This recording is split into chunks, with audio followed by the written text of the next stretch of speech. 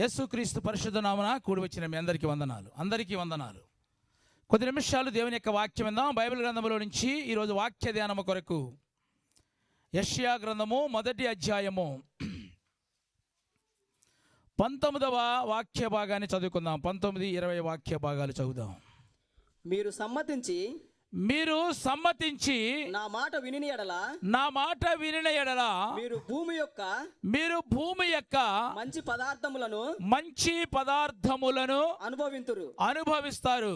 సమ్మతింపక తిరగబడిన ఎడల నిశ్చయముగా మీరు ఖడ్గము పాలగుదురు. చాలు, అందరం కళ్ళు మూసుకుందాం, తలలు ఉంచుదాం. పరిశుద్ధుడైన తండ్రి, ఈ సంవత్సరాంతంలో ఈ రీతిగా నీ సన్నిధానంలో ఈ పునరుత్థాన దినం నుండి కృపను అనుగ్రహించారు. నిజమే ప్రభా, ఈ నెలలో ఎందరో ప్రభా మాకు పరిచయమైన వాళ్ళు ఈ దినాన భూమి మీద లేరు. మమ్మల్ని అట్టి సంఖ్యలో వేయకుండా సజీవులుగా మీరు ఉంచారు. సజీవులే కదా నిన్ను స్తుతిస్తారంటున్నావు. నిజమే ప్రభువా, మీరు మా ఇళ్ళ చూపిన కృపకై మరొకసారి వందనాలు చెల్లిస్తున్నాం. కూడి వచ్చిన బిడ్డలందరినీ కూడా నీ ఆత్మస్వాధీనంలో ఉంచుకోమని ప్రార్థిస్తున్నాం. ఈ సమయంలో చదవబడిన వాక్య భాగమును ధ్యానిస్తూ ఉండగా అనుకో నీకు ఆత్మచేత అభిషేకించమని మా అందరితో ప్రభు మీరు మాట్లాడండి. యేసుక్రీస్తు నామమున ప్రార్థించి అడిగి వేడుకొనుచున్నాము తండ్రి, ఆమెన్. ప్రియమైన దేవుని బిడ్డలారా, ఈ చదవబడిన వాక్య భాగాన్ని మనం గమనిస్తే గనక, మీరు సమ్మతించి దేవుని మాట వింటే గనక మీరు భూమి యొక్క మంచి పదార్థములను అనుభవిస్తారంట. ఆయన అట్లాగా చెప్తాడులే మనకెందుకులే అని సమ్మతించకుండా తిరగబడితే గనక నిశ్చయముగా మీరు ఖడ్గము పాలగుతారంట. మంచి పదార్థములను అనుభవించాలనుకున్న వాళ్ళందరూ ఒకసారి దేవునికి స్తోత్రం చెప్పండి. ఏదైనా పర్వాలేదు, ఖడ్గానికైనా సరే నేను ఎదురెళ్తాను అనుకున్న వాళ్ళు కూడా చెప్పచ్చు. స్తోత్రం. నా ప్రియమైన దేవుని బిడ్డ, జాగ్రత్తగా నాలుగు వాక్యాలు. మనము చాలాసార్లు దేవుని మాట వింటున్నాం అనుకుంటాం. మనం అది కొంచెం బెటర్, ఇది వింటూ ఉంటాము కూడా మనం కదా. అయితే ఎక్కడ మనకు దేవునికి అగాధం ఏర్పడుతుంది మరి అంటే మనము సమ్మతించి వినడం లేదు దేవుని మాట. అంటే అంగీకారమైన హృదయంతో, సమ్మతి అయిన మనసుతో, నిజమే కదా ఈ మాట దేవుడు మాట్లాడంటే కనుక నా కొరకే, ఇది నన్ను సరిచేయటానికే కదా ఈ మాట దేవుడు మాట్లాడాడు. కాబట్టి ఈ మాట ద్వారా నా జీవితాలను నేను సరి చేసుకుందాము, ఇది నా క్షేమము కొరకే అని మనం ఉద్దేశించినట్లయితే కనుక సమ్మతించి నా మనస్సుతో దేవుని మాట మనం వినగలుగుతాం. నా ప్రియమైన దేవుని బిడ్డ, కొంతమంది వాక్యము వింటూ ఉంటారు, కానీ ఆ వినిన వాక్యాన్ని వెంటనే విడిచిపెట్టేస్తారు. విన్నప్పుడు మాత్రమో అసలు ఇప్పుడు ఇక లేచి దొనకొండ వెళ్ళాలి, అవసరమైతే కుప్టీకి వెళ్ళాలి అన్నప్పుడు ఉంటుంది, ఆ ఉత్సాహం వస్తుంది, మంచిదే. కానీ వినిన తరువాత ప్రియమైన దేవుని బిడ్డలు దాన్ని విడిచిపెడతారు. దానివల్ల దేవుని ఆశీర్వాదాలు చాలామంది పొందుకోలేకపోతారు. దేవుని ఆశీర్వాదాలకు దూరం అయిపోతున్నారు. ఎక్కడ కూడా నువ్వు నిలబడి దేవుని సాక్షి ఉండలేకపోతున్నావు. కారణం ఏంటంటే సమ్మతి అయిన మనసుతో దేవుని యొక్క వాక్యం వింటలేదు. నువ్వు అంగీకారమైన హృదయంతో ఈ మాట దేవుడు నాతో మాట్లాడుతున్నాడు కదా, నా కొరకే కదా, నా క్షేమం కొరకే కదా దేవుడు మాట్లాడేదని ఆలోచన కొంతమందికి ఉండదన్నమాట. మనం ఏమనుకుంటామంటే కనుక, నేను దేవుని యొక్క వాక్యం వింటున్నాను, దేవుని సన్నిధిలో నేను పాటలు కూడా పాడుతున్నాను, ఆరాధన కూడా చేస్తున్నాను అని అనుకుంటాం మనము. అవన్నీ కూడా మంచిదే, కానీ నువ్వు ఎలా వింటున్నావు వాక్యమును? సమ్మతించి అంగీకారమైన హృదయంతో నువ్వు దేవుని యొక్క మాట వింటే గనక, ప్రియమైన దేవుని బిడ్డలారా, చాలా విషయాలు దేవుడు మనకు వాక్యం వింటున్న అనేకమైన విషయాలు బయలుపరుస్తూ ఉంటాడు. మన జీవితాలు మనం సరి చేసుకోగలుగుతాము. భూమి యొక్క మంచి పదార్థములను అనుభవించాలి అంటే గనక శ్రేష్టమైన ఈవులు, శ్రేష్టమైన ఆశీర్వాదములు, శ్రేష్టమైన కృపను మనము పొందుకోవాలంటే కనుక సమ్మతించి ఆయన మాటను వినాలి. మనం వినకపోతే ఖడ్గము పాలవుతారంట. చాలామంది కూడా దేవుని యొక్క వాక్యం వింటారు, నిర్లక్ష్య స్వభావం అనమాట. వెళదాములే కదా, వెళదాములే, చూద్దాములే, చేద్దాములే. నిజంగా నువ్వు అంటే దీన్ని బట్టి ఏంది? సమ్మతి అయిన మనసుతో నువ్వు దేవుని యొక్క వాక్యమును, దేవుని మాటను అంగీకరిస్తున్నావా? సమ్మతించి నువ్వు దేవుని యొక్క వాక్యాన్ని, దేవుని మాటను అంగీకరిస్తే కనుక ఆ చేద్దాములే, వెళదాములే, చూద్దాములే అని మనసు ఉండదు నీకు. నీవు దేవుని మాట వింటున్నావు, నీవు సమ్మతించి నువ్వు వింటున్నావా? అంగీకారమైన హృదయంతో నువ్వు దేవుని యొక్క వాక్యం వింటున్నావా? అసలు నీ హృదయంలో భూమి మీద ఉన్న ప్రతి శ్రేష్టమైన పదార్థం నేను అనుభవించాలని ఆశ నీకుంటే కనుక ఆమేన్, ఖచ్చితంగా ఆయన మాట అంగీకారమైన మనసుతో వింటగలుగుతాం మనం. హల్లెలూయా. ఎప్పుడు వెళ్ళినా పర్వాలేదు అనుకుంటే కనుక ఎప్పుడైనా ఆశీర్వాదాలు ఎత్తాడు ఆయన. కాబట్టి నా ప్రియమైన దేవుని బిడ్డ, ఈరోజు మీరు చెప్పాలనుకున్న మాట ఏంటంటే కనుక దేవుని యొక్క మాట సమ్మతించి వినకపోవటం వల్ల మనకు కలిగే నష్టం ఏంటి తెలుసుకుందాం. ఆశీర్వాదం ఎట్టగా తెలిసిపోయింది, నష్టం కూడా అక్కడ ఉంది. దేవుని మాట సమ్మతించి వినకపోవటం వల్ల కలిగే నష్టం ఏంటి అని గమనించినట్టు ఒక మాట ఈరోజు ధ్యానిద్దాం. ఒక సందర్భాన్ని మీకు జ్ఞాపకం చేస్తా.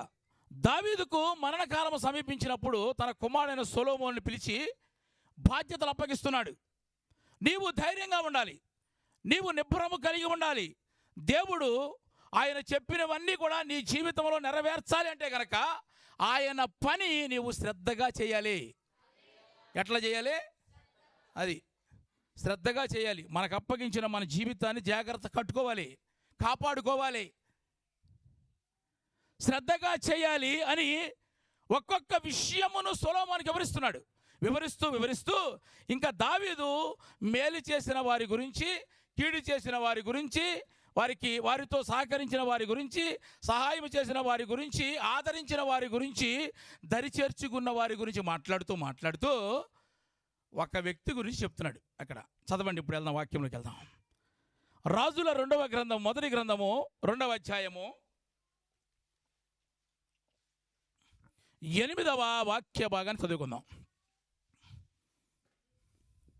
మరియు బెన్యామీనుడైన గెరా కుమారుడును బహూరీము ఊరివాడునైన సీమి నీ వద్దనున్నాడు. నేను మహనీయమునకు వెళ్ళుచుండగా అతడు నన్ను శపించెను. నన్ను ఎదుర్కొనుటకై అతడు యోర్దాను నది యొద్దకు దిగిరాగా యెహోవా తోడు కత్తి చేత నేను నిన్ను సంపనని ప్రమాణము చేసి తిని వానిని నిర్దోషినిగా ఎంచవద్దు. నీవు సుబుద్ధి గలవాడవు గనుక వానినేమి చేయవలెనో అది నీకు తెలియను. వాని నెరసిన తల వెంట్రుకలు రక్తముతో సమాధికి దిగజేయము అని చెప్తున్నాడు. ఆమేన్. ఇక్కడ అందరి గురించి చెప్తున్నాడు. కొన్ని బాధ్యతలు అప్పగించాడు. వారికి సహకరించిన వారిని, ఆదరించిన వారి గురించి మాట్లాడుతూ ఇగో ఒకడున్నాడు, చాలా డేంజర్. వాడి పేరేంటి? షిమి. సొలొమోను. షిమి అనేవాడు నన్ను దూషించాడు ఒకప్పుడు. అతడు మనతో ఉన్నప్పటికి కూడా అతడు యథార్థమైన హృదయం కలిగిన వాడు కాదు. అతడు నీతిపరుడు కాదు. ఇతడు ఎలా కనబడతాడంటే కనుక భక్తి కలిగిన వాడిగా, యథార్థముగా జీవించినట్లుగా ప్రేమించే వ్యక్తిగా కనబడతాడు, కానీ అతని హృదయం మంచిది కాదు. కాబట్టి నువ్వు వాడితో జాగ్రత్తగా ఉండాలి. ఇప్పుడు అసలు ఏం చేశాడంటే కనుక సమూయేలు 2వ గ్రంథంలో చెప్తాడు. చదవండి, 16వ అధ్యాయం 7వ వాక్య భాగాన్ని మనం చదువుకుందాం.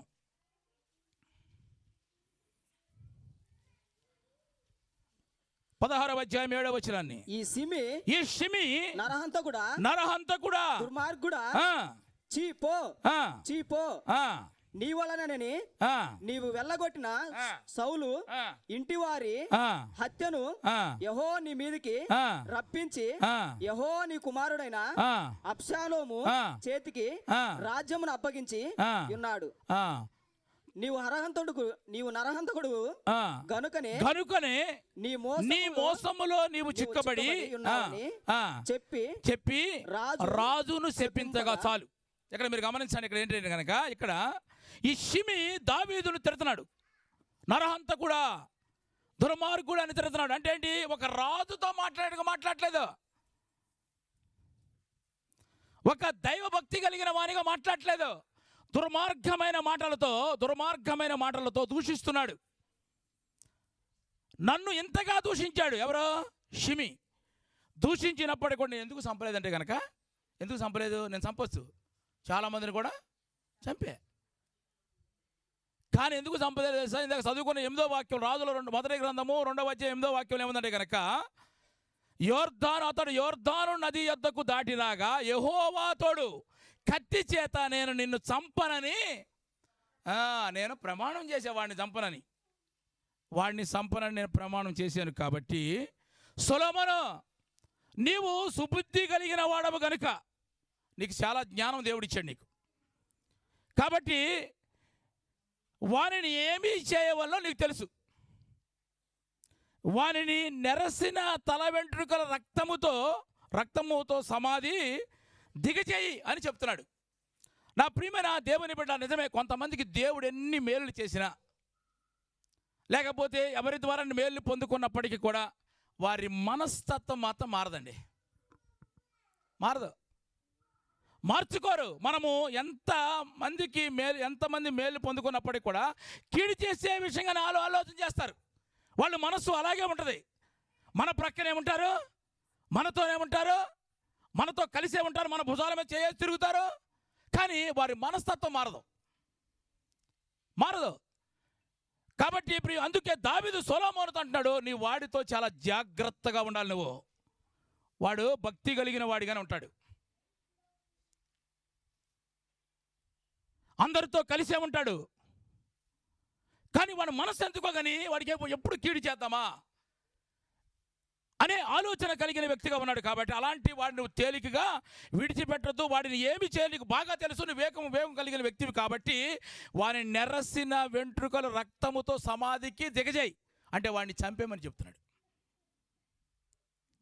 అయితే నా ప్రియమైన దేవుని బిడ్డలారా, అయితే ఈ కథ అంతా, ఈ చరిత్ర ఎందుకు చెప్తున్నానంటే కనుక, దావీదు షిమీని ఎలాగైనా చంపేయని చెప్పాడు కదా. చెప్తే సొలొమోను చెప్తే సొలొమోను ఏం చేశాడంటే కనుక షిమీని పిలిచి ఒక మాట చెప్తున్నాడు. రాజుల మొదటి గ్రంథం 2వ అధ్యాయము 36, 37 వాక్యాలు చదువుదాం. తరువాత రాజు షిమీని పిలవనంపించి అతనికి ఈ మాట సెలవిచ్చెను. నీవు యెరూషలేములో ఇల్లు కట్టించుకొని బయట ఎక్కడికైనాను వెళ్ళక అందులో కాపురముండుము. నీవు ఏ దినమున జాగ్రత్తగా నారు ఇక్కడ, నీవు ఏ దినమున బయలుదేరి కిద్రోను ఏరు వాగు దాటుదువో ఆ దినమున నీవు చచ్చుట నిశ్చయమని రూఢిగా తెలుసుకొనుము. ఆమేన్, హల్లెలూయా. ఇప్పుడు నేను నీకు ఏ హాని చేయను. మా డాడీ ఆల్రెడీ నిన్ను చంపేమని చెప్పాడు. ఎందుకంటే నువ్వు చేసిన కుట్ర, నీవు చేసిన ఆలోచన, నువ్వు చేసిన దుర్మార్గపు పనులు బట్టి మా డాడీ నిన్ను చంపేమని చెప్పాడు. మా డాడీ నిన్ను చంపలే కాదు, కానీ ఆయన దేవునితో ప్రమాణం చేశాడు. కానీ నేను నీకు చెప్పేది కనుక నేను నీకు ఏ హాని నీకు చేయలేను. అయితే నీవు ఒకటి చేయాలి, నీవు యెరూషలేములోనే ఇల్లు కట్టుకుని యెరూషలేములోనే ఉండాలి. నీకొక సంఘాన్ని దేవుడు నీకు ఇచ్చాడు. యెరూషలేము అంటే సంఘము, ఆ సంఘములోనే నువ్వు నిలిచి ఉండాలి. నీకు సంఘములో ఏది దొరకట్లేదు, నీకు ఆదరణ దొరకట్లేదా, వాక్యం దొరకట్లేదా, అప్పుడు పక్క సంఘానికి వెళ్ళు. అంతేనా? నీకు కావలసినవి అన్నీ కూడా సంఘములోనే ఆయన నీకు అన్ని సమకూరుస్తున్నాడు. సహవాసం చేసేవాళ్ళు ఉన్నారు, ప్రార్థన చేసేవాళ్ళు ఉన్నారు, నీ క్షేమాన్ని కోరుకునే వాళ్ళు ఉన్నారు, వాక్యం సమృద్ధిగా దొరుకుతుంది, హృదయపూర్వకంగా దేవుని ఆరాధన చేస్తున్నాం. ఒక క్రమమైన జీవితం మనం కలిగి ఉంటున్నాం. మనం ఇక్కడ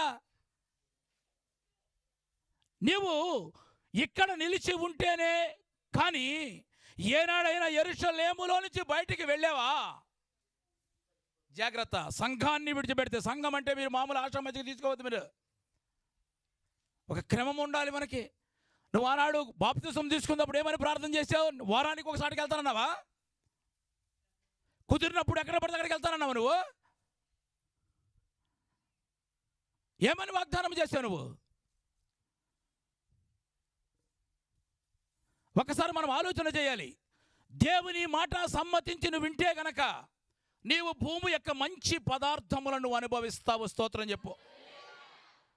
బయటికి వెళ్ళే కిద్రోను వాగు దాటావు అని తెలిస్తే నీ ప్రాణానికి నీ ఉత్తరవాది, ఎవ్వడు నిన్ను కాపాడలేడు. జాగ్రత్త. నీకు ఒక సంఘాన్ని ఇచ్చాడు దేవుడు. ఎటువంటి పరిస్థితులు ఉన్నప్పటికీ కూడా నీకు ఒక భార్యని ఇచ్చాడండి, నీకు ఒక భర్తని ఇచ్చాడు. కొట్లాడుకుని నిడిపోతావా? చెప్పు.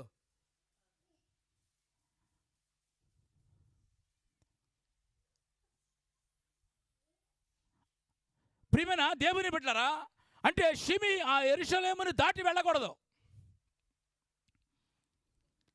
చంపవలసిన వ్యక్తి, కానీ అతన్ని పిలిచి ప్రేమతో ఏమని మాట్లాడుతున్నాడు? నువ్వు యెరూషలేములోనే ఉండు. యెరూషలేమును దాటి బయటికి వెళ్ళావా, నీ ప్రాణమునకు నీవే ఉత్తరవాది, నాకు సంబంధం లేదు ఇక.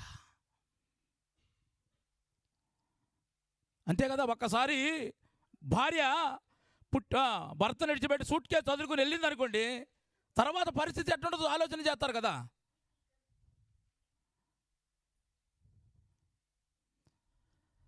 అందుకని రూతుతో చెప్తున్నాడు బోయాజు. చదవండి, రూతు గ్రంథంలోకి వెళ్దాం. 2వ అధ్యాయము 8వ వాక్య భాగాన్ని చదువుకుందాం.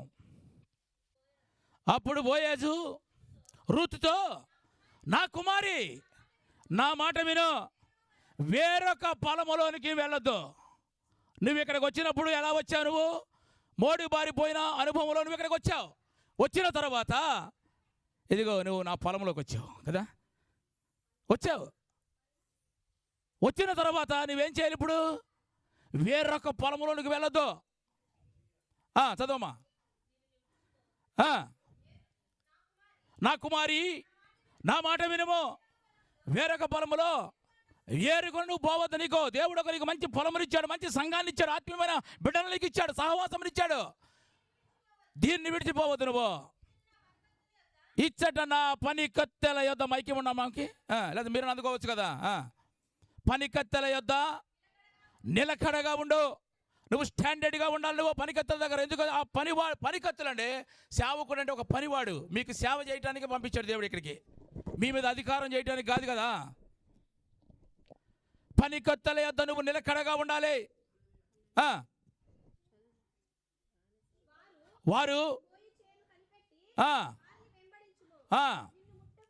నిన్ను ముట్టకుండా యవ్వనస్తులకు నేను ఆజ్ఞాపిస్తాను. నేను ఎవ్వరు ఏం చేయకూడదు. నువ్వు ఒకవేళ నీకు భర్త లేడని, లేకపోతే ఎవరు దిక్కులేరని, ఎక్కడ దూర ప్రాంతం నుంచి నువ్వు వచ్చావని ఎవరు నిన్ను చులకనగా చూడకుండా నిన్ను కాపాడడానికి యవ్వనస్తులను నేను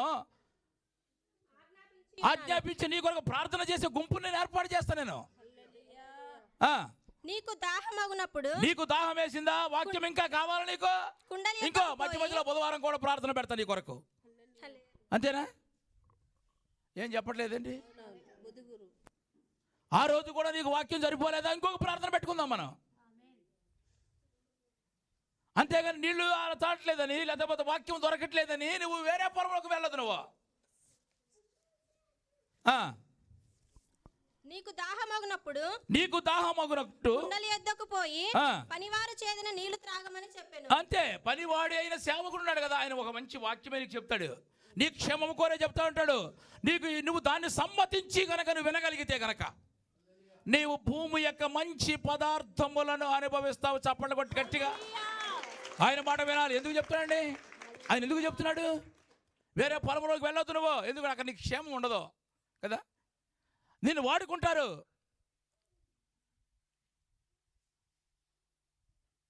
ఒక్కసారి మనం ఆలోచన చేయాలి. దేవుని యొక్క మాట సమ్మతించి ఇంటే వినకపోతే ఖడ్గము పాలవుతారని చెప్తాడు. ఇక్కడ షిమీతో కూడా అదే చెప్పాడు అనమాట. నువ్వు యెరూషలేములోనే ఉండాలి. ఒకవేళ యెరూషలేము దాటి కిద్రోను వాగు దాటితే కనుక నీ ప్రాణములకు నీ ఉత్తరవాది మాకు సంబంధం లేదని చెప్పాడు. అంటే చంపవలసిన వ్యక్తిని ప్రేమతో ఇక్కడ సొలొమోను చెప్తున్నాడు. అందుకు ఆమె సాగిలపడి తల వంచుకొని, ఏమి తెలిసి పరదేశినైన నాయందు లక్ష్యముంచినట్లు నీకు కటాక్షము కలిగెను అని చెప్పమనగా, బోయజు, నీ పెనిమిటి మరణమైన తరువాత నీవు నీ అత్తకు చేసినదంతయు నాకు తెలియబడెను. అత్తకు చేసినంత కూడా నాకు తెలిసింది. కాబట్టి నీవు రావాల్సిన చోటికి నువ్వు వచ్చావు. ఇప్పుడు స్తోత్రం చెప్పు. రావాల్సిన స్థలములకు వచ్చావు. వినవలసిన మాటలను వింటున్నావు. కాబట్టి నీకు సంపూర్ణమైన బహుమతి నీకు నేను ఇస్తాను. నీవు భూమి మీద ఉన్న మంచి పదార్థములను, అక్కడ ఉన్నప్పుడు భర్తను కోల్పోయావు, సమస్తాన్ని కోల్పోయావు నువ్వు. ఇప్పుడు నా మందిరానికి వచ్చావు, నా స్థలంలోనికి వచ్చావు, నా సన్నిధికి వచ్చావు నువ్వు. కాబట్టి నిన్ను కాపాడవలసిన బాధ్యత నాది. కాబట్టి నా ప్రియమైన దేవుని బిడ్డ, నువ్వు సంపూర్ణమైన బహుమతి దేవుడు ఇస్తాను వాగ్దానం చేసినట్లుగా ఇక్కడ షిమీతో కూడా ఇక్కడ సొలొమోను చెప్తున్నాడు, నువ్వు యెరూషలేములో నిలిచి ఉండాలి. ఒకవేళ యెరూషలేమును దాటి కిద్రోను వాగు దాటి నువ్వు ఎక్కడికైనా వెళ్ళావా, నాకు సంబంధం లేదని చెప్పాడు. ఆమేన్, హల్లెలూయా. అప్పుడు షిమీ అంటున్నాడు, చదవండి 38వ వాక్య భాగం చదువు. షిమీ, తమరు సెలవిచ్చినది మంచిదే. నా ఏలిన వారైన రాజుగు తమరు చెప్పిన ప్రకారము తమ సేవకుడైన నేను చేసేదనని. చాలా ఏమన్నాడు? మంచి మాట చెప్పు నువ్వు. నాకు మంచి, నా గురించే మాట్లాడావు కదా, వినాలి మీరందరూ కూడా. మంచిగా చెప్పావు. నేను ఇక్కడే ఉంటా అన్నాడు. ఉన్నాడు కొన్ని రోజులు బాగానే. ఉన్న తర్వాత పళ్ళు ఎట్టున్నాడు, పళ్ళు బిగించి గట్టిగా. ఇప్పుడు లాక్డౌన్ వచ్చింది అనుకోండి, మీరు బయటికి వెళ్తే పోతారంటే కనుక ఎక్కువ రోజులు ఉండలేరు. ఉంటారా? అక్క తిరిగే కాలు, మాట్లాడే నోరు, మాస్క్ నాటి పెట్టుకుంటాను, కుదరదు అని బయటికి వెళ్ళినట్టుగా వీడు కూడా కొన్ని రోజులు ఉన్నాడు. ఇక్కడ ఏమన్నాడంటే, అతడు షిమీ నువ్వు యెరూషలేములోనే ఉంటానని చెప్పాడు. 3 సంవత్సరాలు ఉన్నాడు, అంతే, ఉండలేకపోయాడు. మొత్తానికి ఏం చేశాడంటే బలవంతంగా పొళ్ళు బిగబట్టుకుని 3 సంవత్సరాలు ఉన్నాడు. అంతలో ఏమైందంటే కనుక అతని పనివారు 2 పారిపోయి గాతు రాజు దగ్గర ఉన్నారని తెలిసింది. ఎవరు పారిపోయింది? ఎవరు? పనివాళ్ళ గురించి బయటికి వెళ్ళాడు షిమీ, ఎత్తుకుంటూ వెళ్ళాడు, అంతే. యెరూషలేములో ఉండవలసిన వ్యక్తి పనివాళ్ల గురించి పని చేస్తున్నాడని, పని కొరకు కదా, డ్యూటీ కొరకు ఒకవేళ చర్చి మానేస్తే ఆలోచన చేయండి. ఇక్కడ నువ్వు ఒక్క దినము దేవుని సన్నిధిలో గడపడం 1000 దినముల కంటే ఆశీర్వాదం అన్న సంగతి మనందరికీ, చెప్పండి గట్టిగా మాట, తెలుసు. హల్లెలూయా. కానీ వెళితే అంటే నువ్వు దేవుని మాట సమ్మతించి విన్నట్లేనా? అంగీకార హృదయంతో విన్నట్లేనా? అలాగా చెప్తాడు యేసుప్రభుకి. ఆయనకేం తెలుసు? మా బాధలు, మా కష్టాలు. పండగ వచ్చింది, బట్టలు కొనుక్కోవాలి, చర్చి కూడా ఏమేమి పైన పర్వాలేదు కానీ మనమన్నా కొనుక్కోవాలి కదా. నేను కూడా అదే చెప్తాను మీకు. ముందు మీరు మంచి కొత్త పండగ వచ్చింది కాబట్టి అందరూ మంచి మంచి బట్టలు కొనుక్కోండి, ఎట్లన్నా కొనుక్కోండి అంటాం. మీరు ఆల్రెడీ ముందే కొనుక్కుంటారు, నాకు తెలుసు. దేవునికి స్తోత్రం. హల్లెలూయా. చెప్పండి గట్టిగా హల్లెలూయా. అసలు షిమీ ఏమనుకోవాలి? ఇప్పుడు నేను రాజుగారితో ఒక నిబంధన చేశా, అంతేనా? నువ్వు చెప్పావు కదా, నా మంచి గురించి చెప్పావని చెప్పాడు. మళ్ళీ పైకి ముందు ఒక నిబంధన చేశా. రాజుగారు నాతో చెప్పాడు కదా, నేను ఆశీర్వాదమునకు యోగ్యుడి కాకపోయినప్పటికీ కూడా, కాపాడబడడానికి యోగ్యత కాకపోయినప్పటికీ కూడా, నీ కృపను పొందుకుంటానికి అయోగ్యుడు అయినప్పటికీ కూడా, రాజు నా మీద కటాక్షించి నన్ను చంపకుండా ఇలా ఇంట్లోనే ఉండమన్నాడు కదా, ఇంట్లోనే ఉండమన్నాడు కదా. మనం బయటికి ఎందుకు వెళ్ళాలి, బయటికి వెళ్ళకూడదు కదా అని అనుకోవాలి కదా. ఏం చేశాడు? 2 పనివాళ్ళు వెళ్ళారు అనమాట. కిందకి చదివితే మీకు వాక్యాలు చదివి నీకు క్లియర్గా అర్థమవుతుంది. 2 పనివాళ్ళు వెళితే ఆ పనివాళ్ళ గురించి వెళ్ళాడండి. చదవమ్మా. అయితే 3 సంవత్సరములైన తరువాత షిమీ యొక్క పనివారిలో 2 పారిపోయి మయాక కుమారుడైన. పనివాళ్ళ గురించి నువ్వు దేవునికి దూరం అవ్వద్దు, గుర్తుపెట్టుకోండి. నీకు ఒక సంఘమునిచ్చాడు, యెరూషలేములో నిలబడి ఉండమని చెప్పాడు. యెరూషలేములో ఉంటే నీకు క్షేమం కలుగుతుందని చెప్పాడు. ఆల్రెడీ నిన్ను మా నాన్న ఎప్పుడో చంపాలి, కానీ మా నాన్న దేవునితో ఒక ప్రమాణం చేశాడు. రమణ బ్రదర్ చేశాడా? స్తోత్రం చెప్పు. అందుకొరకు మా డాడీ చంపకుండా వదిలేసాడు. కానీ నీ గురించి నాకు మొత్తం చెప్పాడు. నువ్వు ఎట్టంటాడు, నాతో కలిసి ఉంటావు, భుజాల మీద చేయి తిరుగుతావు, కానీ నా క్షేమాన్ని మాత్రం నువ్వు కోరుకో. వీడితో చాలా జాగ్రత్తగా ఉండు. నీ వివేకము కలిగిన వాడు, సుబుద్ధి కలిగిన వాడు కనుక వాడిని ఏమి చేయాలి నీకు తెలుసు కాబట్టి వాడిని ఎట్టి పరిస్థితుల్లో వాడిని వదిలిపెట్టదు. నువ్వు వాని నెరసిన తల వెంట్రుకల రక్తముతో సమాధికి దిగజేయి అని చెప్పాడు. అని చెప్పినప్పటికి కూడా సొలొమోను ప్రేమ కలిగిన వాడు కదండి. ఎవరైనా ప్రేమ కలిగిన వాడే. ఇప్పుడు నా మీద మీకు కోపం వచ్చింది అనుకోండి, ఏం చేస్తారు? రాళ్ళు పెట్టి కొడతారా? మీ మీద నాకు కోపం వచ్చింది అనుకోండి, నేను ఏమంటాను? నేను వాక్యం ఏదైనా చెప్తా, అంతకంటే ఏం చేస్తాం మేము? ఎందుకంటే ఇప్పుడైనా సరే సమ్మతి అయిన మనసుతో నువ్వు దేవుని యొక్క వాక్యం నిన్ను ఆయన తట్టు తిరిగి నువ్వు మంచి పదార్థములు ఫలించాలి కదా. నువ్వు కూడా నా బిడ్డవే కదా. చెప్పట్లేదు గట్టిగా, ఇది బలవంతమైన చెప్పినట్టు. హల్లెలూయా, చేతులు హల్లెలూయా. ఎలా ఎలా మీరు ఎట్లా ఉన్నా సరే మీ క్షేమాన్నే కోరుకుంటాడు సేవకుడు. నరహంతకుడు అని తిట్టాడు. అయినప్పటికీ కూడా దావీదు విడిచిపెట్టేసి తన కొడుకు అప్పగిస్తే, కొడుకు పిలిచి మంచి మాటలు చెప్తుంది, యెరూషలేములో ఉండు, ఉన్నంత వరకు నీకు ఎటువంటి హాని ఉండదు, ఎటువంటి నీకు క్షేమే కలుగుతుంది. ఒకవేళ గిద్రోను దాటి నువ్వు బయటికి వెళ్ళేవా, ఇక నీ ప్రాణానికి నీ ఉత్తరవాదం చెప్తే కనుక చెప్పినప్పుడు మాత్రం వెనకపోతే కటకము. అది గుర్తుపెట్టుకోండి. నా దగ్గర కత్తిలేం లేవు, ఇదే కత్తి. స్తోత్రం. వాక్యమే కత్తి. మేము కత్తులు పట్టుకు ఆడ తిరుగుతాం. మీ దగ్గర నేను పట్టుకుంటే నీ దగ్గర 5-6 ఉండొచ్చు. ఎందుకంటే స్టార్టింగ్ టైంకి 6:30కి స్టార్ట్ చేద్దాం. సమ్మతించి నిజంగా దేవుని మాట మీరు వింటే కనుక కదా, కనీసం మనల్ని బట్టి కొంతమంది అయినా మారతారండి. అసలు మనకే టైము లేకపోతే అట్ట. కాబట్టి ఇక్కడ షిమి ఏమనుకోవాలి, ఇప్పుడు నిజంగా నేను కాపాడబడడానికి యోగ్యుడని కాదు నేను. కాబట్టి ప్రియమైన దేవుని బిడ్డలారా, ఇంట్లో ఉండమంటే బయటికి వెళ్ళాడు. 3 సంవత్సరాలు పళ్ళు బిగించుకుని మొత్తానికి ఎప్పుడు వెళ్ళిపోయాడు. వెళ్ళిన తరువాత షిమిని పిలిచి అడుగుతున్నాడు, ఎందుకు వెళ్ళావు నువ్వు? నేను చెప్పాను నీకు ఒక సంఘాన్ని ఇచ్చాను కదా, నువ్వు బాప్తిసం తీసుకున్నాడు, ఏమని వేసావు? నెలకో లేకపోతే నువ్వు అమెరికా వెళ్ళిపోయిన తర్వాత వేరే చర్చికి వెళ్ళిపోయి మాట్లాడండి. నిన్ను అమెరికా వెళ్ళిన అందరూ ఒకసారి దేవుని స్తోత్రం చెప్పండి. వెళ్ళరు కాబట్టి ఇదే సంఘం మనకి. ఆమెన్, అంతే కదా. గట్టి చప్పట్లు కొట్టి ఒకసారి. యెరూషలేములో నీకు ఇచ్చాడు. షిమిని పిలిచి మాట్లాడితే ఏమని మాట్లాడి చదవండి. ఇప్పుడు అదే రాజుల మొదటి గ్రంథము 2వ అధ్యాయము 44వ వాక్య భాగాన్ని చదువుదాం. 42 నుంచి చదవమ్మా.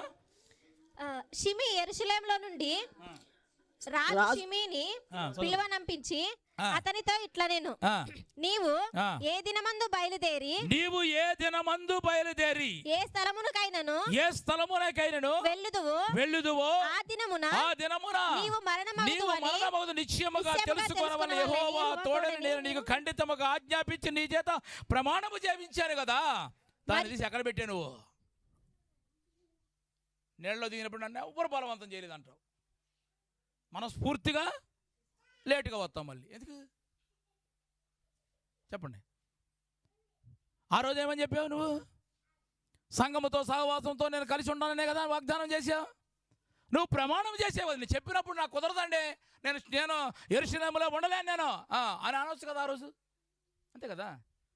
ఇగో నాకు సంఘాన్ని ఇచ్చేవి, ఇక్కడే ఉంటాను అనాలి కదా. నువ్వు అన్నావు కదా, ప్రమాణం చేసావు కదా. చేసి నువ్వేం చేసావు చదవండి. మరియు తమరు సెలవిచ్చినదే మంచిదని నీవు ఒప్పుకొంటివి. నువ్వు పాస్టర్ గారు ఎంత మంచి మాట చెప్పావు, నువ్వు నా గురించి చెప్పింది అన్నావు. మళ్ళీ పైకి అన్నావా లేదా? చెప్పలేదు మీరు. అన్నావా? అన్నావు. ఇక్కడ ఉంది వాక్యం. నేను మిమ్మల్ని బలవంతంగా ఎందుకు చెప్తాను? నేను అన్నావా లేదా? చెప్పండి. ఏ బెదరు అన్నాడు. స్తోత్రం. అన్నావు కదా. కాబట్టి యెహోవా తోడని నీవు చేసిన ప్రమాణమును మేము నీకు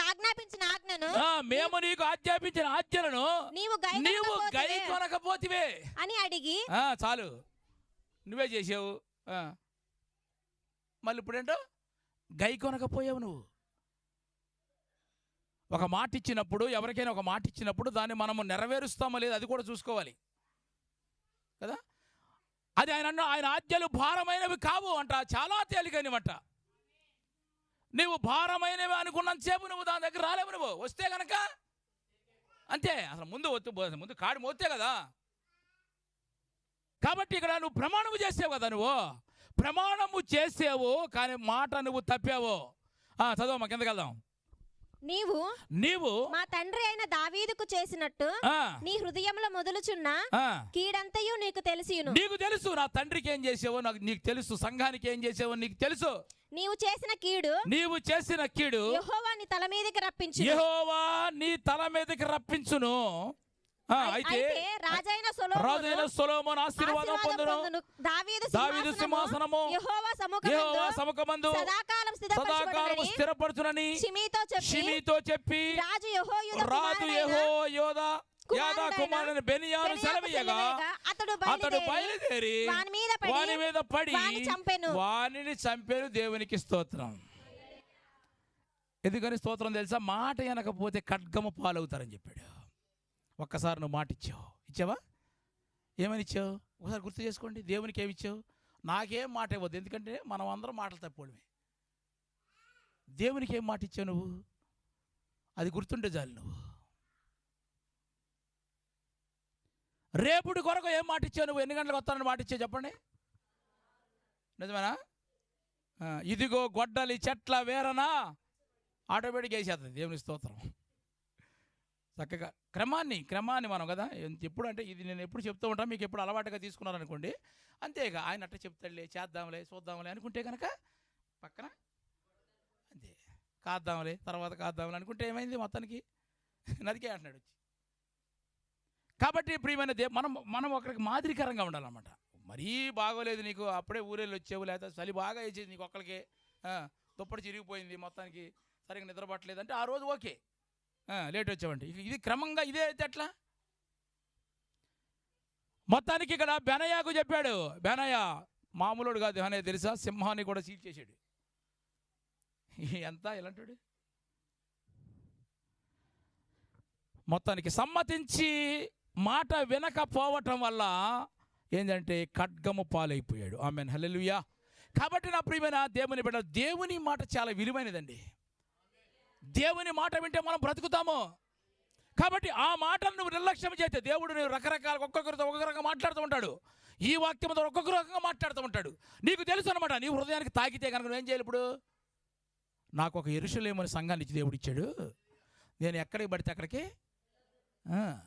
నువ్వు ఇక్కడే ఉండు, నీకు పనికత్తుల దగ్గర ఉండు, నీకేదైనా ఆకలేస్తే నీళ్ళు తాగితే కనుక మరొక ప్రార్థన పెడతాడు పాస్టర్ గారు, మంచి వాక్యమే చెప్తాడు కదా, లేకపోతే నువ్వు చెప్పు, అంతే కదా రాని. హల్లెలూయా. అలా మనం ఒకరిని ఒకరు బలపరుచుకుని మనము స్థిరపరచవలసిన మనము దేవుని మాట సమ్మతించకపోతే కనుక ఆయన అన్నాడు, దేవుని మాట సమ్మతించి వింటే కనుక మీరు ఖచ్చితంగా భూమి యొక్క మంచి పదార్థములను అనుభవిస్తారు, లేకపోతే ఖడ్గం పాలవుతారంట.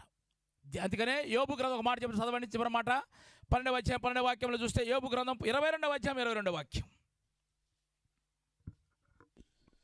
ఆయన నోటి ఉపదేశమును అవలంబించుము, ఆయన మాటలను నీ హృదయములో ఉంచుకొనుము. సర్వశక్తిని వైపు నీవు తిరిగితే ఇప్పుడైనా సరే, ఈ రోజైనా సరే జాగ్రత్తగా రండి. సర్వశక్తిని వైపు ఇప్పుడైనా సరే తిరగగలిగితే గనక నీ గుడారములో నీ హృదయములో నీ జీవితంలో ఉన్న దుర్మార్గతను విడిచిపెడితే గనక దుర్మార్గమును దూరముగా తొలగించిన ఎడల, దూరముగా తొలగించాలి. మన హృదయములు ఎప్పుడు కూడా, మన హృదయం ఘోరమైన దాన్ని ఎవడు గ్రహిస్తాడు? నీ హృదయంలో ఏముంది నాకేం తెలుసు? నువ్వు పైకేంటో 6:30కే అని అన్నావు లేదా? కానీ ఇంటికి వెళ్ళిన తర్వాత ఎవడొస్తారులే మనం అందరం అని ఎవరికాళ్ళకి రాజుగారి ఇంట్లో. నీ హృదయములో ఏముంది ఎవరికి తెలుసు? కానీ నీ హృదయంలో ఒక మాటగా, నువ్వు దేవుని మాట ఒక నిశ్చయించుకొని ఒక తీర్మానం వచ్చి ఉంటే కనుక నీ గుడారములలో నుండి దుర్మార్గమును దూరముగా తొలగించిన ఎడల నీవు అభివృద్ధి పొందుతావు. గట్టిగా చెప్పండి కూడా దేవుని స్తోత్రం చెప్దాం. అభివృద్ధి పొందావంటే కనుక భూమి మీద మన మంచి పదార్థాలు, కూరగాయలు మొత్తం అని నీకే మందులేసి అని కూడా స్తోత్రం, హల్లెలూయా. అది లేకపోతే ఖడ్గము పాలవుతారంట. అంత పరిస్థితి మనకెందుకు? చక్కగా దేవుని సన్నిధికి రావటం, ఆరాధన చేసుకుని యెరూషలేముకు రావటం, చెప్పండి, ఆరాధన చేసుకుంటూ చేతులు ఎత్తి పక్క మంచిగా ఆరాధన చేయటం, పాటలు పాడటం, ఒకరికొకరు సహవాసంగా ఉండటం, కలిసి వెళ్ళిపోయామనుకోండి చక్కగా దేవుడు అన్నీ మేలు చేస్తాడు మనకి. దేవుడు చక్కగా తన స్వరముతో మనతో డైరెక్ట్గా ముఖాముఖిగా మాట్లాడుతున్నప్పుడు ఆ మాట పక్కన పెడితే కనుక మనము ఖడ్గం పాలవుతాం. ఇక్కడ షిమీ కూడా అదే చేశాడు. నువ్వు యెరూషలేములోనే ఉండు, బయటికి వెళ్ళొద్దు. బయటికి వెళ్తే కనుక తర్వాత నేను ఉత్తరవాది కాదు, నీ ప్రాణములకు ఎవరు నేను కాపాడలేరు. కాబట్టి నా ప్రియమైన దేవుని బిడ్డ, దేవుని మాట వింటే గనక, సమ్మతించింటే, అంగీకారమైన మనసుతో వింటే, ఈ మాట నా కొరకే దేవుడు మాట్లాడుతున్నాడు అని కనుక నువ్వు భావిస్తే గనక, నా ప్రయోజనం కొరకే, నా క్షేమం కొరకే మాట్లాడాడు కదా, నా క్షేమం కొరకే సంఘాన్ని ఇచ్చాడు కదా, ఆ సంఘంలో ఉండమని చెప్పాడు కదా. అక్కడ యెరూషలేము నుంచి యెరికోకు దిగొస్తున్నాడు. నువ్వు యెరూషలేములో ఉండవలసినాడికి అసలు యెరికోకు నీకేం పని? ఏమన్నా క్షేమంగా వచ్చావా? మళ్ళీ నిన్ను కాపాడడానికి సమరయుడుగా వచ్చి కాపాడవలసి వచ్చిందే కదా. ఆ సమరయుడు తీసుకొచ్చి పూటకూళ్ళ వానికి అప్పగించాడు, మరలా తీసుకొచ్చి సంఘానికే. కాబట్టి ప్రియమైన దేవుని బిడ్డలారా, దేవుని మాట మనకు ఎంతగా వింటే అంత ఆశీర్వాదం కలుగుతుందండి. వినకపోతే షిమిని జ్ఞాపకం చేసుకో. షిమి చాలా చెడ్డాడు. పక్కనే ఉంటాడు, స్తోత్రం అంటాడు, హల్లెలూయా అంటాడు, యథార్థంగా ఉన్నాడు, నటిస్తాడు, భుజాల మీద చేయి తిరుగుతాడు, కానీ క్షేమాన్ని కోరుకునేవాడు కాదు. కానీ నేను దేవునితో ప్రమాణం చేశాను కానీ వాడిని చంపలేదు. కానీ నువ్వు సుబుద్ధి కలిగిన వాడు కదా సొలొమోను, నువ్వు వాడిని మాత్రం చెప్పండి విడిచిపెట్టద్దు, చాలా జాగ్రత్తగా ఉన్నాడు. అయినప్పటికీ కూడా సొలొమోను హెచ్చరించి మంచి మాటలు చెప్పాడు, అయినప్పుడు వినలేదు, చేతులా ఆయన చేస్తున్నాడు. కాబట్టి నా ప్రియమైన దేవుని బిడ్డలారా, అందుకనే రూతుతో అంటున్నాడు, నువ్వు వేరొక పొలంలోకి వెళ్ళొద్దు, నువ్వు ఇక్కడ ఉండు, నీకు ఏది కావాలంటే అది దేవుడు నీకు ఖచ్చితంగా అనుగ్రహిస్తాడు. ఆమేన్, హల్లెలూయా. ఆయన మాట విందాము, ఆయన ఇచ్చే ప్రతి ఆశీర్వాదాలను పొందుకుందాము. అట్టి కృప దేవుడు మనందరికీ అనుగ్రహించును గాక. ఆమేన్. మంచిది, దానిలో మంచి ప్రార్థన చేసుకుందాం.